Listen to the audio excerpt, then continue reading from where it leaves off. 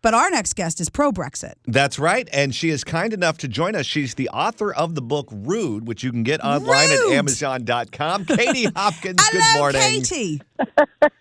Hello, my lovely friends. How are you both? Great to talk to you. I just saw last night I follow you on Twitter, and you were speaking at I believe it was one of those fabulous Ivy League schools about Brexit. Am I correct?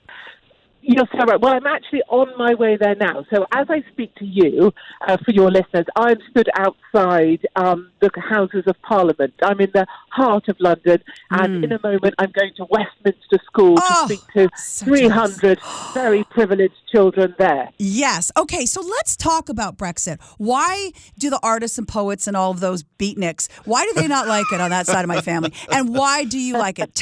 Let's try to come to some sort of an understanding. Yes. Oh my God, because I love you. And I know that you're married to a big old honkin' liberal. So you guys obviously know how to work it out.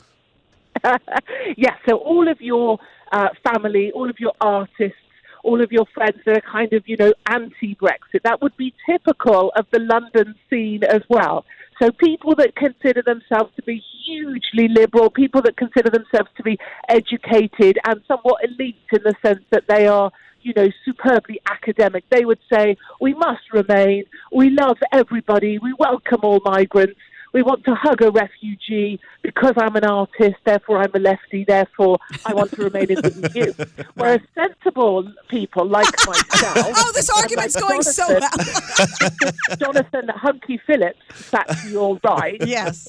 He would speak a whole bunch of sense because he should say, and I would say, you need to put British people first, stop hugging migrants, stop playing music and jumping about, singing about things, and concentrate on things like the economy and looking after the safety and well-being of our children. And that's why we support Brexit, because we want to be in control of who comes into our country. But right now, our government is completely stuffing this up. What about the vote of confidence with Theresa May? Well, number one, there was a vote on her plan, her deal for Brexit. That got voted down resoundingly. So her plan, her deal, got booted out of Parliament by a massive margin. Then there was a vote of confidence. Do we have confidence in this government? And of course, everyone said, yes, we do have confidence in this government because they want to look after their jobs. Meanwhile, 17.4 million people who voted for Brexit and have waited 2.5 years to leave still haven't left. And it looks like we may never leave. So there's a lot of us over here who are, banging our heads against the wall because our politicians are utterly inept. Well, so my question to you is, some would say that artists like singers and poets and painters are not the elite. So maybe one of my cousins married, a rock star in that respect. Yeah, Donovan. Not wealthy. Yeah. Right, no, exactly. Maybe not like the wealthy, but like if you imagine elite in a different meaning, like an intellectual elite, like an emotionally invested and wholesome. If you look at morally elite, like what is the moral goodness on this planet? You would say that the left generally try and own that the Democrats. Got it. I hear you. They wheel out Beyonce or they'll wheel out. In Canada, they all just, there's not open borders, but they just welcomed 1 million people in. My dad's not all too happy, but Big Jim will get over it. Big Jim's a critic? Big Jim's a critic of that, yeah. Big Jim would be on your side and Katie's side, put it that way. Well done, Big Jim. Your Big Jim sounds brilliant. I love him. He's definitely my father, too. My dad voted for Trump, and he lives in Canada, so go figure. Yes. It's incredible. Love you, Jim. Well done, Jim. Go, Jim. I mean, I don't know what happened to you. But your dad sounds I was adopted, Katie, remember? You were swapped. You were swapped in the hospital ward. They were like, no, get me a prettier one. I was adopted. There's no doubt about that. This is my birth family that's all in London. So anyway, the point being that, is this going to come to pass at any point? Do you see this happening? Because it just seems so depressing. It's gone on and on and on. Honestly, it's like having your mother over for Christmas and she never leaves. It's like that. Well, It's done and dusted and finished, and she needs to go home. Brexit needs to happen so we can all move on with our lives. Frankly, I'm bored of it too. I just saw a clip where Nigel Farage was somebody. God. Oh my God! They got him at the airport, and they said, "Well, how'd you get here?" And he's like, "I flew private." They're like, "Oh, and that's not elitist." Oh yeah, come on. Yeah, they've really wheeled him out the closet this last week. We've seen Nigel Farage and his hideous teeth all over the place. For God's sake, get back in the closet and let us get on. We're talking to Katie Hopkins, British political commentator and author of the book Rude. What's the long-term prognosis for Theresa May? Is she going to survive this, or is she toast? Oh, hell. I mean, I think long-term she's toast. And she already said, listen, keep me in the position for now, and I will not take you into the next election.